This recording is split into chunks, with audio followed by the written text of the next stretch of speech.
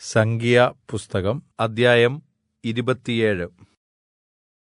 അനന്തരം യോസേഫിന്റെ മകനായ മനശ്ശെയുടെ കുടുംബങ്ങളിൽ മനശ്ശെയുടെ മകനായ മാഖീരിന്റെ മകനായ ഗിലെയാദിന്റെ മകനായ ഹേഫെരിന്റെ മകനായ ശെലോഫെഹാദിന്റെ പുത്രിമാർ അടുത്തുവന്നു.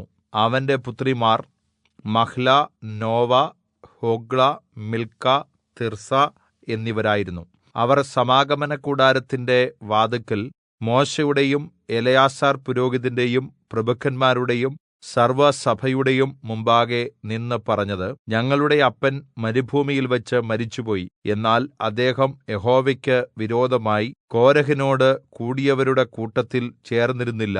അദ്ദേഹം സ്വന്തപാപത്താൽ അത്രേ മരിച്ചത്. അപ്പന് പുത്രന്മാർ ഉണ്ടായിരുന്നില്ല.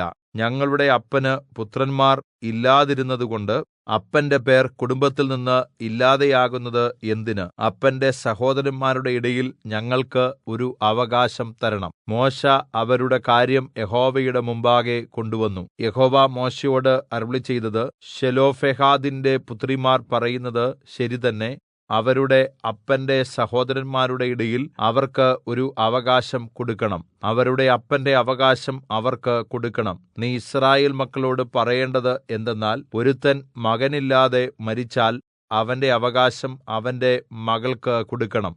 അവന് മകൾ ഇല്ലാതിരുന്നാൽ അവന്റെ അവകാശം അവന്റെ സഹോദരന്മാർക്ക് കൊടുക്കണം. അവന് സഹോദരന്മാർ ഇല്ലാതിരുന്നാൽ അവന്റെ അവകാശം അവന്റെ അപ്പന്റെ സഹോദരന്മാർക്ക് കൊടുക്കണം. അവന്റെ അപ്പന് സഹോദരന്മാർ ഇല്ലാതിരുന്നാൽ നിങ്ങൾ അവന്റെ കുടുംബത്തിൽ അവന്റെ അടുത്ത ചാർച്ചക്കാരന് അവന്റെ അവകാശം കൊടുക്കണം. അവൻ അത് കൈവശമാക്കണം. ഇത് യഹോവ മോശെയോട് കല്പിച്ചതുപോലെ യിസ്രായേൽ മക്കൾക്ക് ന്യായപ്രമാണം ആയിരിക്കണം. അനന്തരം യഹോവ മോശെയോട് കല്പിച്ചത്, ഈ അബാരീം മലയിൽ കയറി ഞാൻ യിസ്രായേൽ മക്കൾക്ക് കൊടുത്തിരിക്കുന്ന ദേശം നോക്കുക. അത് കണ്ടതിനുശേഷം നിന്റെ സഹോദരനായ അഹരോനെപ്പോലെ നീയും നിന്റെ ജനത്തോട് ചേരും.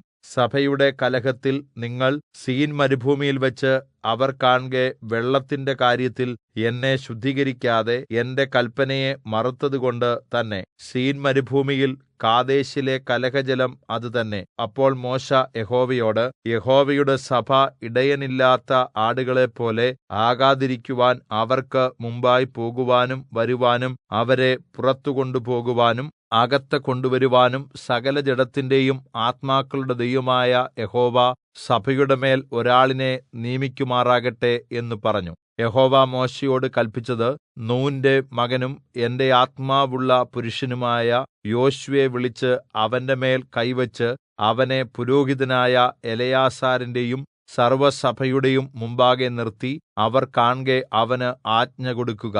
യിസ്രായേൽ മക്കളുടെ സഭയെല്ലാം അനുസരിക്കേണ്ടതിന് നിന്റെ ആജ്ഞാശക്തിയിൽ ഒരംശം അവന്റെ മേൽ വെക്കണം.